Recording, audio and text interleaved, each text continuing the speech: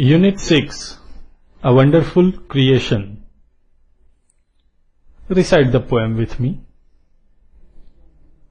Who fed me from her gentle breast, and hushed me in her arms to rest, and on my cheek sweet kisses pressed. While thou art feeble, old and grey, my healthy arm shall he thy stay, and I will soothe thy pains away, my mother, my mother. તમને એ વિચાર આવ્યો હશે કે આ poem કોના વિશે છે? Yes, it's about mother.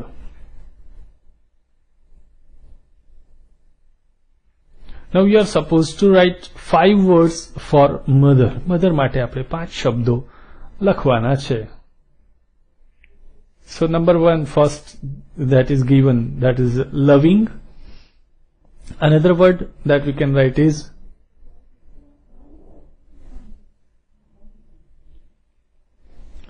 gentle. Then kind-hearted. Then all the mothers are caring. Then noble and compassionate. દયાળુ. મધર માટેના વપરાતા શબ્દો છે. આ તો ફક્ત 5 શબ્દો છે, બાકી આ સિવાય આવા ઘણા બધા શબ્દો આપણે યુઝ કરી શકીએ છીએ. I love my mother because she has taken great trouble in her own life and worked for me and my family. She takes care of me well. She is loving and kind-hearted. Okay. Now let's understand this chapter in short. Hi guys, I'm Himalay Raval, again to take you to the wonderful tour of a wonderful chapter named A Wonderful Creation. Once God was very busy in creating a beautiful creature. He was also in his 6th day of overtime. At that time, an angel appears. Now God answers him by describing that her all parts are movable and replaceable. She has a lap. Her kiss can cure everything from a broken leg to broken heart. She has to have 6 pairs of hands. She is able to run on any food available. She should have 3 pairs of eyes for different works. In the end, God saw a tear and told that it is a miracle because He has not put it there. આવી કંઈક વાત આ ચેપ્ટરની અંદર છે. Now let's go in detail.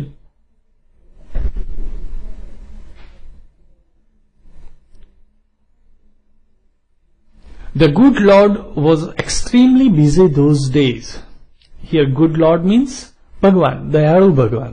સારા ભગવાનની વાત એવી નથી, પણ દયાળુ, the good Lord was extremely busy.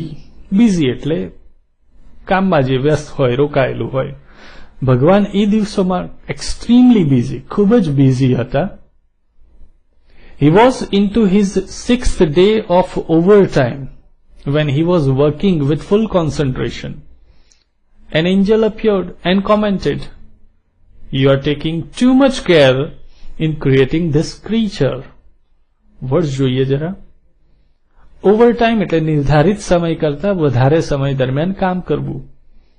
ઘણા માણસો એમની ઓફિસની અંદર ફ્રોમ મોર્નિંગ 10 to 5 ટાઈમ હોય, છતાં પણ એ સાંજે 6 વાગ્યા સુધી, 7 વાગ્યા સુધી, 8 વાગ્યા સુધી બેસીને જે કામ કરતા હોય છે, that is considered as overtime. When he was working with full concentration. Concentration એટલે એકાગ્રતા, ધ્યાન. તો ભગવાન શું કરતા હતા, કેમ એ એક્સ્ટ્રીમલી બિઝી હતા? કારણ કે he was into his 6th day of overtime. ઓવરટાઈમના પણ 6થા દિવસમાં હતા. When he was working with full concentration, અને ઓવરટાઈમનો 6થો દિવસ હતો, એમાં પણ એ ફૂલ કોન્સન્ટ્રેશન, એકાગ્રતાથી ધ્યાનપૂર્વક કામ કરી રહ્યા હતા. એ સમયે an angel appeared. એન્જલ એટલે દેવદૂત. અહીંયા તમે પિક્ચરમાં પણ જોઈ શકો છો. ટુ અપિયર એટલે દેખાવું. એન એન્જલ અપિયર્ડ, એક એન્જલ દેખાયો, એન્ડ કોમેન્ટેડ, અને એને ટીકા કરી, બોલ્યો, you are taking too much care in creating this creature. Too much care, ખૂબ જ સંભાળ. ટુ ક્રિએટ એટલે સર્જન કરવું, અને ક્રીચર એટલે પ્રાણી. ઓકે, એ એન્જલે આવીને શું કોમેન્ટ કરી, શું ટીકા કરી કે you are taking too much care in creating this creature. આ ક્રીચર, આ પ્રાણીનું સર્જન કરવા માટે તમે ખૂબ જ સંભાળ લઈ રહ્યા છો. That's true, said the Lord. ભગવાન પણ કહે છે ધેટ્સ ટ્રુ, સાચી વાત છે. Do you know the details about this creation. તને આ ક્રિએશન, આ જે સર્જન હું કરી રહ્યો છું, એની ડિટેલ્સ, એની વિગતો ખબર છે તને? What are they? The angel was curious. હવે એન્જલને પણ આતુરતા થઈ કે મને કહો હવે, what are they, what are the details. હવે ડિટેલ્સ શું છે, તમે મને કહો.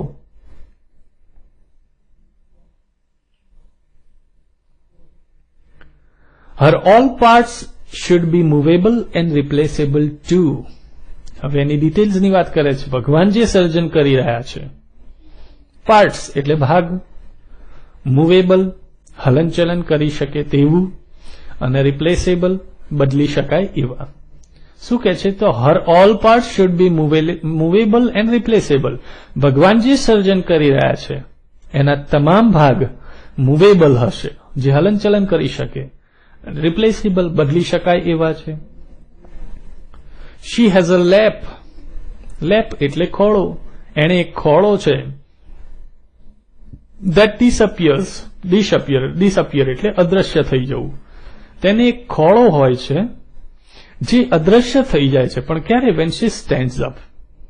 જ્યારે ઊભી થાય છે ત્યારે એનો એ ખોળો અદ્રશ્ય થઈ જાય છે. I have to put a kiss that can cure everything. એ સર્જનમાં ભગવાન એમ કહે છે કે I have to put a kiss. મારે એક કિસ પણ મૂકવી પડશે. that can cure everything, કે જે કિસ શું કરી શકે? that can cure મતલબ સાજું કરવું. everything બધું જ સાજું કરી શકે. from a broken leg. broken એટલે તૂટેલું. from a broken leg તૂટેલા પગથી to a broken heart.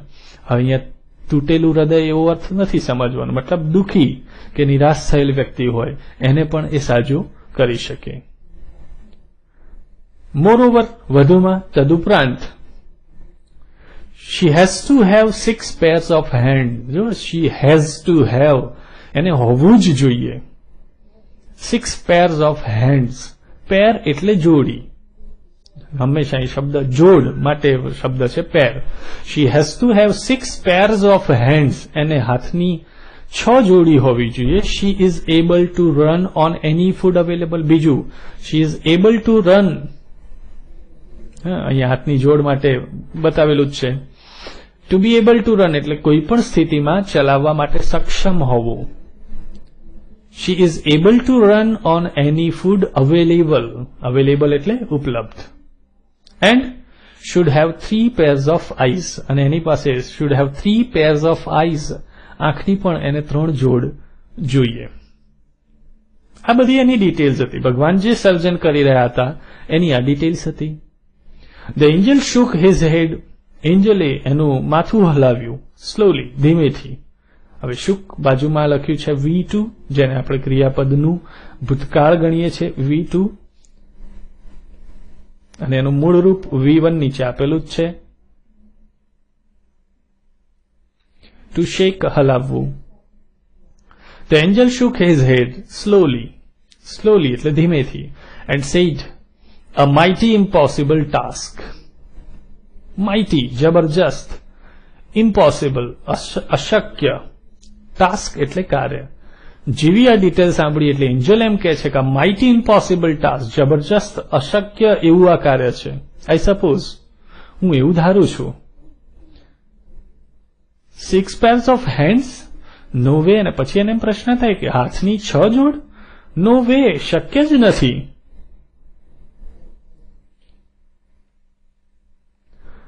No, these hands are not a problem for me. ભગવાન એમ કહે છે કે આ હાથ, 6 pairs of hands, that is not a problem for me. મારા માટે કંઈ સમસ્યારૂપ નથી.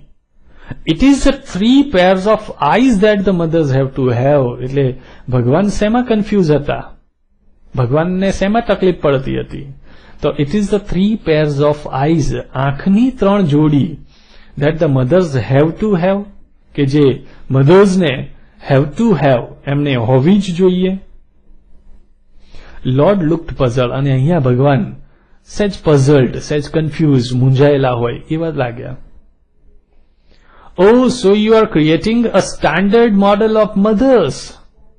હવે અહીંયા એન્જલને ખબર પડે છે કે ઓ અરે, so you are creating a standard model of mothers. તમે સ્ટાન્ડર્ડ મોડલ, આપણે કહીએ ને કે એકદમ આદર્શ, perfect.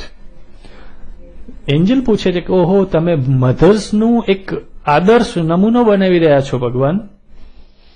But 3 pairs of eyes, what for? પણ આંખની 3 જોડી શેના માટે? The angel got interested. એન્જલને he got interested. હવે એન્જલને એમાં રસ પડવા માંડ્યો. ભગવાન સમજાવે છે કે 1 pair that sees her children through closed doors. એક પેર શેના માટે? કે જે એના બાળકોને જોઈ શકે. ક્યાં? Through closed doors. બંધ દરવાજામાં થઈને પણ એક પેર બાળકને જોઈ શકે. અનધર પેર, બીજી જોડ, to look at the children and say, બાળકો તરફ જોવા માટે, એન્ડ સે, અને એવું કહેવા માટે કે આઈ અન્ડરસ્ટેન્ડ, હું સમજુ છું, એન્ડ આઈ લવ યુ, અને હું તને ચાહું છું. આના માટે બીજી પેર. બાળકો સામું જોઈ અને એમ કે આઈ અન્ડરસ્ટેન્ડ, હું સમજુ છું, અને આઈ લવ યુ. પણ એ પણ કેવું? Without uttering a word. Without એટલે વગર, ના સિવાય, અને અટર એટલે બોલવું. એક પણ શબ્દ બોલ્યા વગર મધર બાળકની સામું જોઈ અને એવું કહી દે કે આઈ understand and I love you. તો આવું થાય છે ઘણીવાર ઘરની અંદર. ફાધર જો ચાઇલ્ડને બોલતા હોય તો એ ચાઇલ્ડ મધરની સામે જુએ છે. મધર એક પણ શબ્દ બોલતી નથી, પણ એવો ઈશારો કરે છે, એમાંથી એ બાળક સમજી જાય કે હાશ, મમ્મી તો આપણી પાસે, આપણી સાથે છે. And the third pair to see all secret things without opening them. અને ત્રીજી પેર શેના માટે? To see all secret things. બધી જ જે સિક્રેટ થિંગ્સ, છુપી વસ્તુઓ હોય ને, વિધાઉટ ઓપનિંગ ધેમ, એને ખોલ્યા વગર. ધારો કે કોઈ બાળક બહારથી કંઈક છુપાઈને કંઈક વસ્તુ લાવ્યું હોય પોતાની બેગમાં, તો એના માટે થર્ડ પેર ભગવાન મૂકી રહ્યા છે કે જે આવી કોઈ છુપી વસ્તુઓને ખોલ્યા વગર, રહસ્યમય જે વસ્તુ હોય એને ઓપન કર્યા વગર ખ્યાલ આવી જાય. Lord requested the Angel. Angel વિનંતી કરે છે, ભગવાન પ્લીઝ ગો ટુ બેડ. મહેરબાની કરીને તમે સૂઈ જાઓ. Do not take this much trouble in a single day. આટલી બધી મુશ્કેલી, આટલી બધી તકલીફ તમે ઇન અ સિંગલ ડે, એક જ દિવસમાં લેશો નહીં.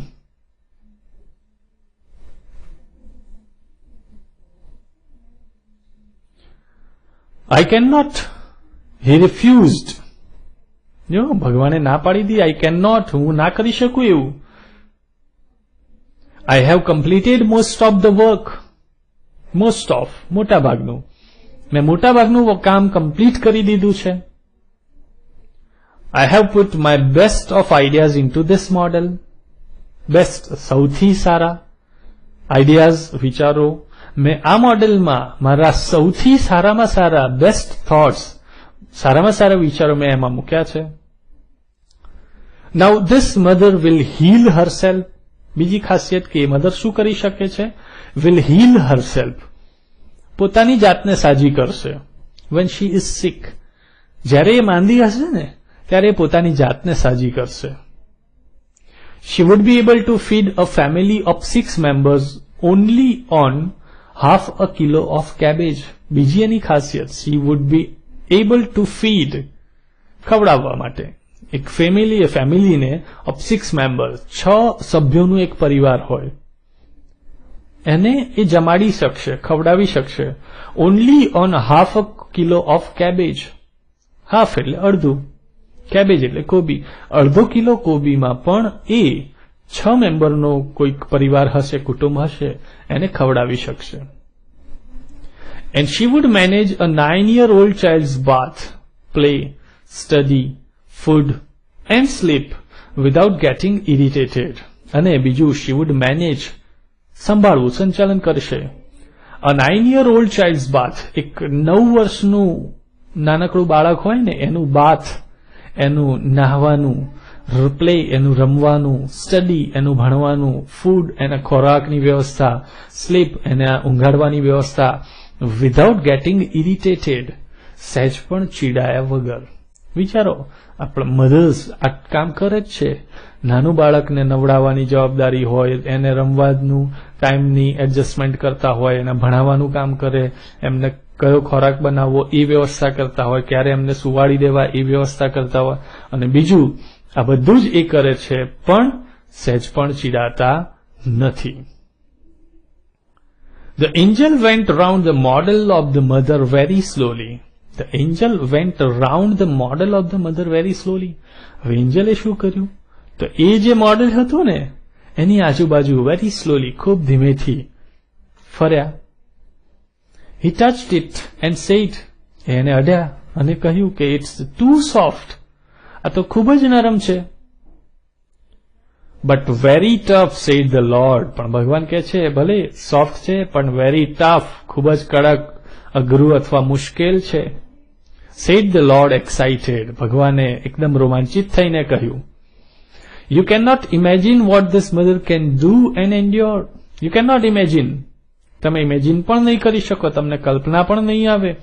What this mother can do and endure. કે આ મધર શું કરી શકે છે, and endure. Endure means આ મધર શું સહન કરી શકે છે, તમે કલ્પના પણ કરી શકશો નહીં. Can it think? લો પેલા એન્જલ પૂછે, કેન ઇટ થિંક? શું એ વિચારી શકે છે? Not only think, but can reason and compromise too, said the Lord. ભગવાન એમ કહે છે, not only think. હવે એક શબ્દ સમૂહ છે, not only but also, જે કેવા રેફરન્સમાં વપરાય છે કે ફક્ત આટલું જ નહીં, પેલું પણ અથવા આ પણ. જ્યારે આપણે કોઈકને કહીએ કે તમે ચા લેશો કે ઠંડુ, પણ સામેવાળા માણસ કોઈક એવા હોય તો એ શું કે, I will take not only tea but also cold drink. હું ચા નહીં લઈશ એવું નહીં, ઠંડુ પણ લઈશ, બંને જ. Okay, not only but also. એટલે લોર્ડ જવાબ આપે કે નોટ ઓનલી થિંક, એ ફક્ત વિચારી શકે છે એટલું જ નહીં, બટ કેન રીઝન. રીઝન એટલે તર્ક લગાવવો, બુદ્ધિ વાપરવી, એન્ડ કોમ્પ્રોમાઇઝ અને સમાધાન કરાવવું. Said the Lord. The angel was impressed. Angel was impressed. એકદમ પ્રભાવિત થઈ ગયો. He went closer to the model. He went closer. વધારે નજીક ગયો એ મોડલની. And moved his finger across the cheek. અને એની ફિંગર્સ, એની આંગળીઓ across the cheek, એનો જે ગાલ હતું એને ઉપર મૂકી. Oh Lord, her eyes are leaking. અને પછી એમ કહે છે, Oh Lord, her eyes are leaking. To leak એટલે ટપકવું. આપણે એક શબ્દ વાપરીએ છીએ, લીકેજ. બાથરૂમની અંદર કોઈ પાઇપલાઇન લીકેજ થઈ હોય, બરાબર, આ એનો મૂળ રૂપ છે, ટપકવું, લીક થવું. ઓ લોર્ડ, એ ભગવાન, હર આઈઝ આર લીકિંગ, એની આંખો લીક થઈ રહી છે, ટપકી રહી છે.